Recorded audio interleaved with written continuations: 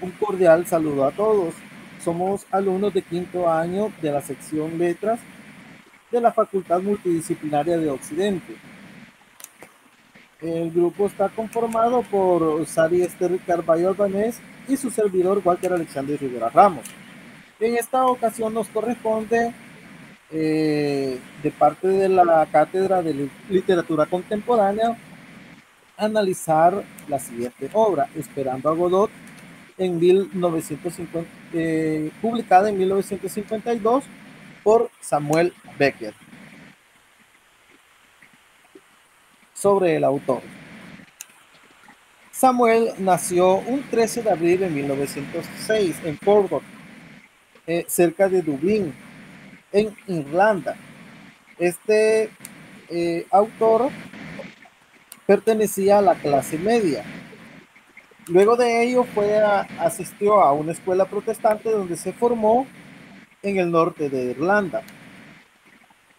Más tarde ingresó en el Colegio Trinity de Dublín, donde comenzó a escribir a temprana edad sus poemas. Continuando con sus estudios, se doctoró en licenciatura en lenguas romances.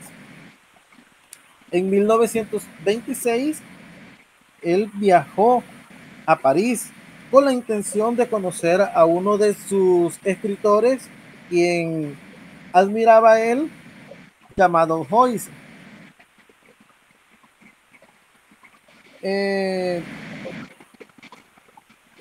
También quería conocer a Hemingway y a Hemingway y otros, que ellos estaban en Francia en aquel entonces. Más tarde, en 1937, se establece definitivamente en París, que es la capital de Francia, donde trabaja como secretario de Joyce. Este Joyce ejerció una gran influencia sobre la obra de Samuel Beckett.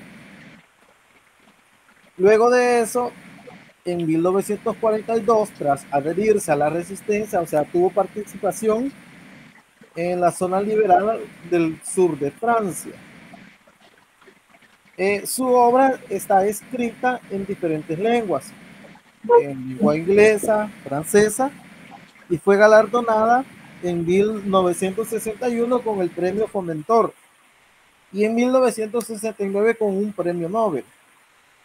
Al final de la guerra, regresó de nuevo a París, el lugar donde él se encontraba, y allí es donde él produjo 4 grandes obras, que son la trilogía de Molloy en 1951, Malone muere en 1951, El Innombrable en 1953 y la obra que en esta ocasión estamos analizando, que es Esperando a Godot, en 1952.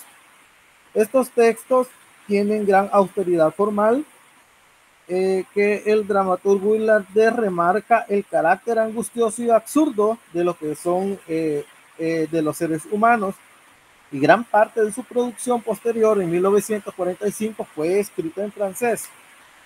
Podemos mencionar otras obras importantes que son publicadas en inglés, como son Final de Partida, publicada en 1958, La Última Cinta en 1959, Días Felices en 1961, Duck Time en 1976 y 2 colecciones de poemas en 1930 y 1935.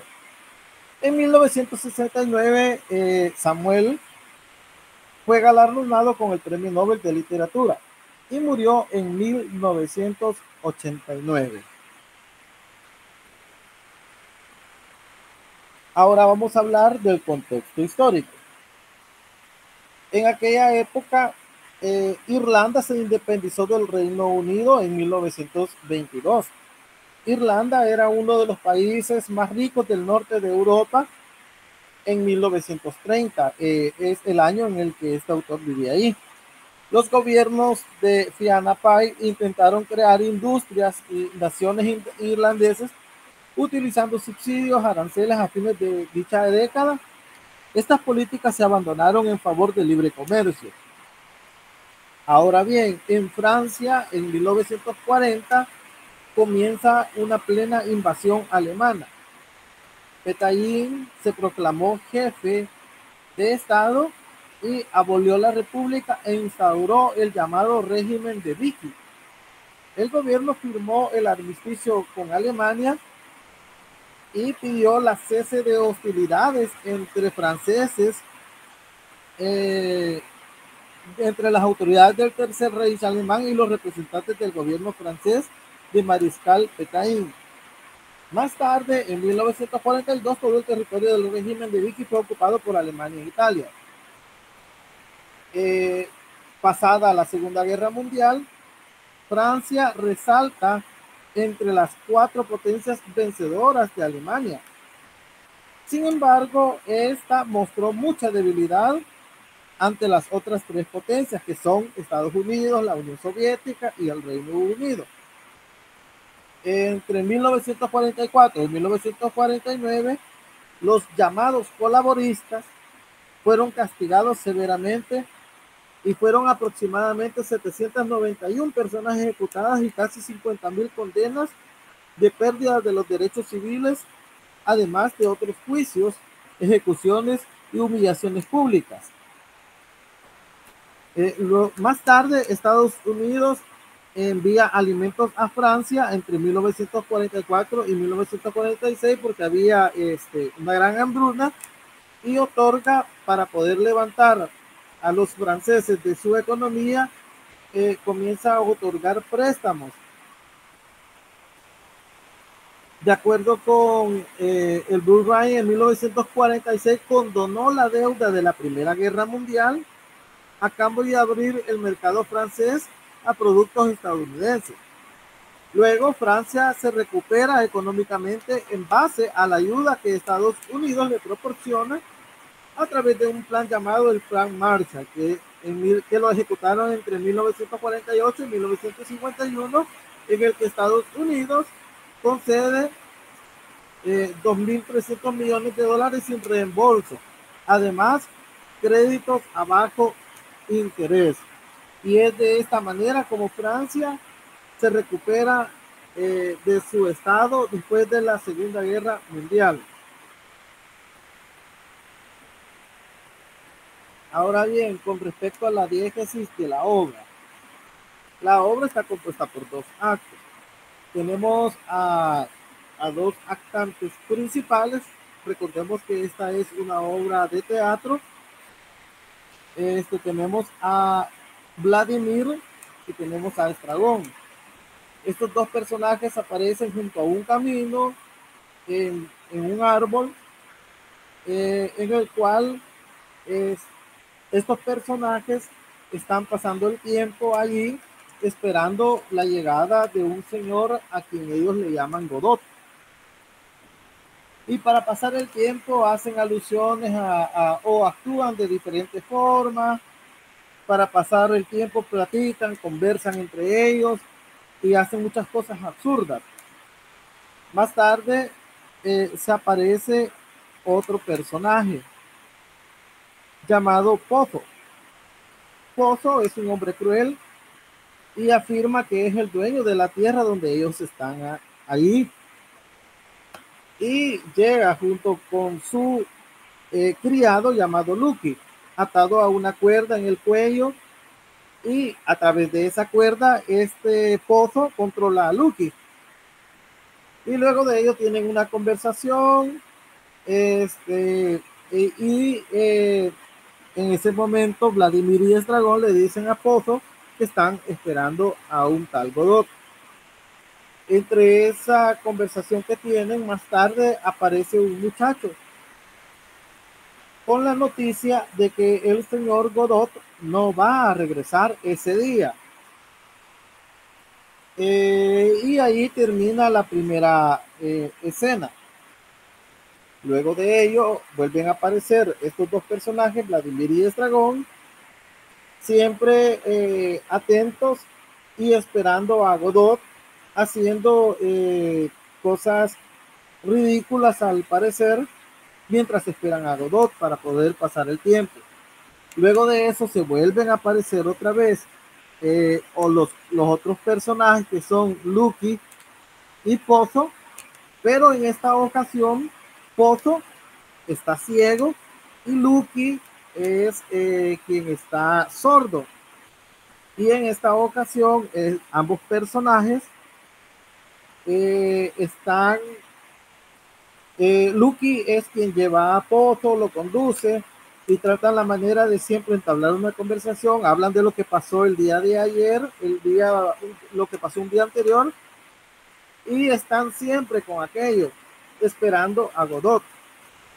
Luego de eso aparece otro muchacho que al fijarse bien notan que no es el mismo muchacho que un día antes le llevó la noticia, sino que cuando él se presenta le dicen que es hermano del muchacho que un día antes se había presentado y trae la noticia de que el señor Godot no va a llegar. Cuando se dan cuenta de esto, la hora finaliza, que ellos continúan esperando a Godot, de una forma ridícula, hacen pasar el tiempo. Ahí es cuando termina la obra. Ahora bien, tenemos los elementos dramatológicos. Como estamos hablando de una obra de teatro, tenemos actantes. Tenemos al primer actante, al señor Vladimir, a quien también le decían Didi, que cuando aparece es un hombre que aparentemente por su forma de vestir es vagabundo y es quien se queja de un dolor en su pierna a causa de una enfermedad que, eh, que tiene en su vejiga, y es un personaje complejo. Tenemos también a Estragón, a quien también le llamaban Gogo. De igual forma es un personaje con apariencia de vagabundo y es quien acompaña a Vladimir a lo largo de toda la trama. Además de eso se queja de sus zapatos que no le quedan y que le duelen sus pies y se los está poniendo y se los está quitando, y es un personaje complejo. Luego de eso aparece Pozo, que es el amo de Lucky, y Lucky es el esclavo de Pozo. Tenemos a un personaje que es como referencial, se puede decir, porque este personaje no aparece en la obra, pero este personaje cabe destacar que es mencionado dentro de la obra y es Godot, es a quien ellos están esperando. Respecto a este personaje hay varias interpretaciones. Algunos piensan que representan a Dios. También el autor habla que en inglés God significa Dios. También en la obra uno de los muchachos describe que Godot tiene la barba blanca, aunque el propio autor niega todo esto. Beckett lo que hace es afirmar que la palabra God deriva de Godilot, que es de una jerga francesa y significa bota. Entonces el título podría sugerir que significaría en realidad, ya traducido el título, esperando a la bota. Este personaje se le llama personaje latente, Godot, porque no aparece en la obra, solamente es mencionado. El primer muchacho que aparece en la obra se cree que se trata de un muchacho que apacienta cabras, según la obra, para el señor Godot, y cuenta que tiene un hermano que es maltratado por el señor Godot y es un personaje episódico, es decir, que pasa en un momento determinado de la obra y luego sale del escenario. El segundo muchacho, que también según la obra probablemente es hermano del primer muchacho, porque afirma que viene de parte del señor Godot y dice que en esa ocasión su hermano no pudo venir porque estaba enfermo. De igual forma es un personaje episódico porque solamente aparece un momento y es un personaje simple. El tiempo. Con respecto al tiempo, sabemos que el tiempo es el que limita el texto dramático y es quien determina su construcción. En el texto, el tiempo viene dado por las acotaciones, es decir, dentro del tiempo hay acotaciones, dentro del texto, perdón, hay acotaciones y los diálogos de los personajes. Estas acotaciones se traducen en cambios de decoraciones, vestuarios, luces, sonidos u otros. Dentro del tiempo tenemos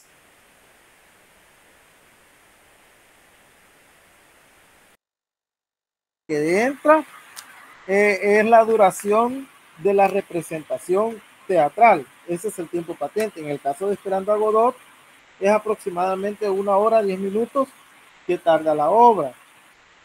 Tenemos el tiempo latente, que es el que viven los personajes en la elipsis, pero no vemos los espectadores. Lo que significa que en el tiempo latente nosotros vamos a ver el desarrollo de dichos personajes, pero los espectadores solamente observan los cambios de estos personajes. Por ejemplo, cuando en la primera escena aparece Lucky y Pozo, aparecen en la primera escena Lucky puede ver y Pozo también y pueden escuchar, pero ya en la segunda escena Lucky aparece, si no me equivoco, ciego, perdón, y Pozo sordo. Pero dentro de esa historia, dentro de ese tiempo que pasó, nosotros no pudimos ver qué fue lo que le pasó, y ese es el tiempo latente. El tiempo ausente es un tiempo aludido del pasado que conocemos por los relatos, es decir, una historia que haya pasado y está implícita dentro de dicho relato. En cuanto al espacio, tenemos el espacio escénico, que es fundamental para los textos dramáticos y es el lugar donde los actores llevan la representación. Este es creado, este entorno se crea y aquí hay nociones filosóficas. Por ende, el público está frente a un cronotopo, es decir, un lugar. En el caso de la obra Esperando a Godot, el cronotopo es junto a un camino frente a un árbol. Y el desarrollo del drama, tanto en el acto 1 como el acto 2, se desarrolla en el mismo lugar. Ahora bien, tenemos las técnicas en el texto dramático y tenemos el diálogo. Básicamente, los textos dramáticos son compuestos por diálogos. El drama se comunica exclusivamente a través del diálogo de los personajes, un diálogo concebido para la representación, es decir, se hace un tejido de diálogos para poder hacer una presentación. Y tenemos acá un pequeño ejemplo en donde Estragón y Vladimir están dialogando. Estragón le dice, tengo hambre, y Vladimir le pregunta, ¿quieres una zanahoria? Estragón pregunta, responde con una pregunta, ¿no hay otra? Vladimir le dice, debo de tener algunos nabos. Esto está en la página 13. Con respecto al monólogo, es la acción dramática que se ve interrumpida. El espectador entra en el mundo interior del personaje y el personaje reflexiona sobre lo que está pasando. Entonces, él a través del monólogo muestra su conciencia, sus pensamientos, sus sentimientos y revela aspectos de su historia personal, de su pasado y su forma de ver la vida. Aparentemente, en el ejemplo que hemos colocado acá, se podría decir que es un monólogo, pero en realidad no lo es. Así de que no nos vayamos a confundir, porque en este párrafo lo que colocamos nosotros es realmente una orden que se le está dando a Lucky y se le está diciendo que piense. Y luego Lucky comienza a declamar con monotonía. Probablemente ahí es donde se pueda decir, puede hacer un monólogo, pero en realidad no es monólogo lo que hemos presentado acá. Así de que esta técnica no aparece en este texto dramático. También tenemos otra técnica que es el soliloquio, que es hablar en solitario, en una forma parecido al monólogo. Y tenemos un ejemplo que de igual forma no es soliloquio, parece ser un soliloquio, pero en realidad no lo es porque el personaje no está dando su interior, no está descubriendo su alma, no está diciendo sus pensamientos, no está expresando sentimientos en este ejemplo. Y tenemos acá que dice Vladimir, comienza a cantar una canción y dice un perro fue, y comienza a cantarla en voz baja, de ahí eleva la voz y comienza a cantarla. Un perro fue a la despensa, cogió una salchicha, pero a golpes de cucharón el cocinero lo hizo trizas. Al verlo los demás perros pronto lo enterraron. Luego calla y se encoge y luego continúa cantando. Entonces en este ejemplo podemos ver de que él en realidad solamente está cantando. Sí, comienza en voz baja y luego eleva la voz, pero no hay un monólogo interior. Él está cantando para sí, así como parece ante el público. También tenemos otro elemento que es muy importante y son las acotaciones. Las acotaciones son indicaciones técnicas establecidas en el texto para poder colocar la escenografía, decorados. También puede expresar gestos. Las acotaciones pueden expresar movimientos, sonidos, luces, entre otros. Y tenemos acá un ejemplo. Esta acotación es para Lucky. Gira con precaución alrededor de Lucky, se acerca sigilosamente por detrás, le pone el sombrero y retrocede con rapidez. Lucky no se mueve. Y de ahí dice silencio. Esto se encuentra en la página 35. Nosotros podemos ver de que en esta acotación, en realidad lo que le está dando es la forma como debe de actuar el actante en dicho momento. Luego pasará a mi compañera y continuará con dicha.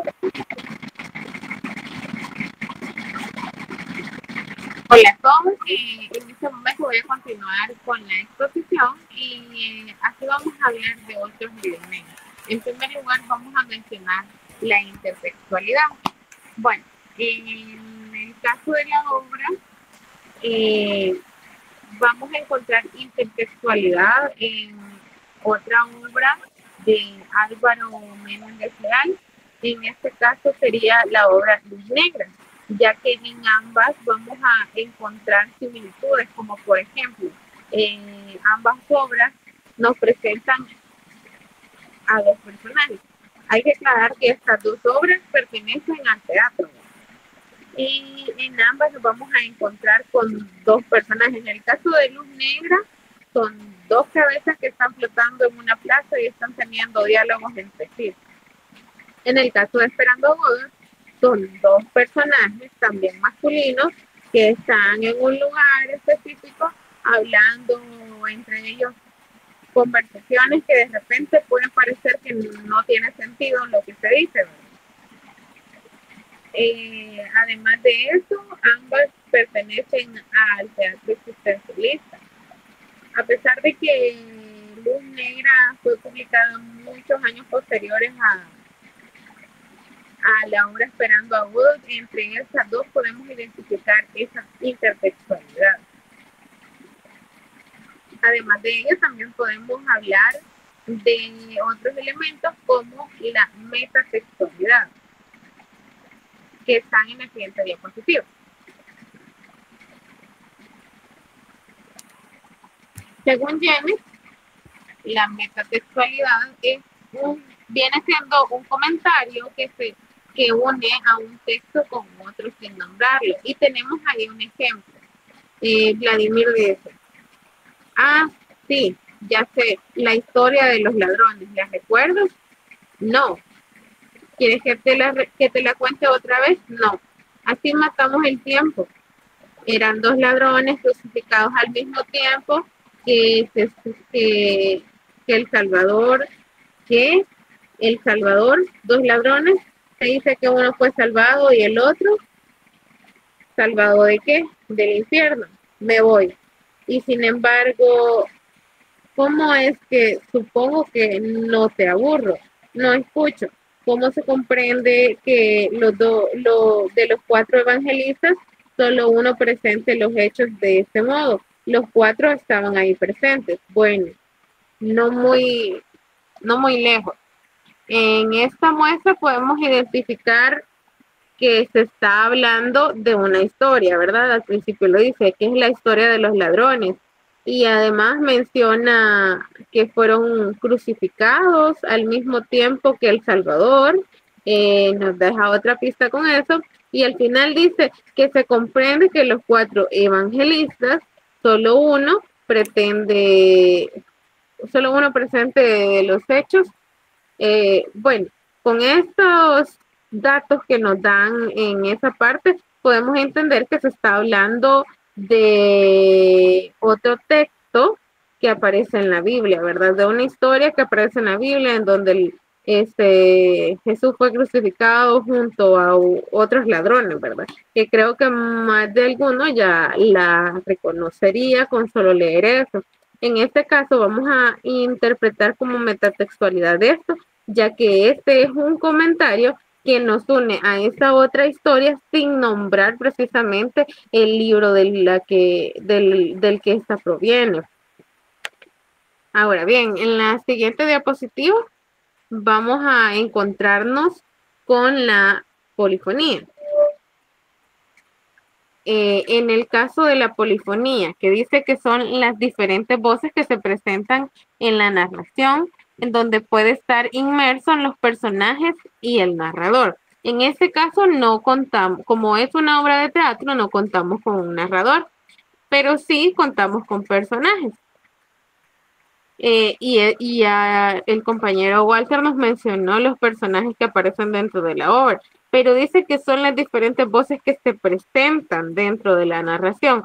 Bueno, estamos ante una obra dramática, no una obra narrativa. Por lo tanto, eso no puede ser aplicable en esta obra que estamos estudiando. No puede ser aplicable por distintas razones. Una, que no es una narración. Y dos, que los personajes nos están hablando, nos están dando un montón de palabras y diciendo una y otra cosa. Sin embargo, no nos muestran,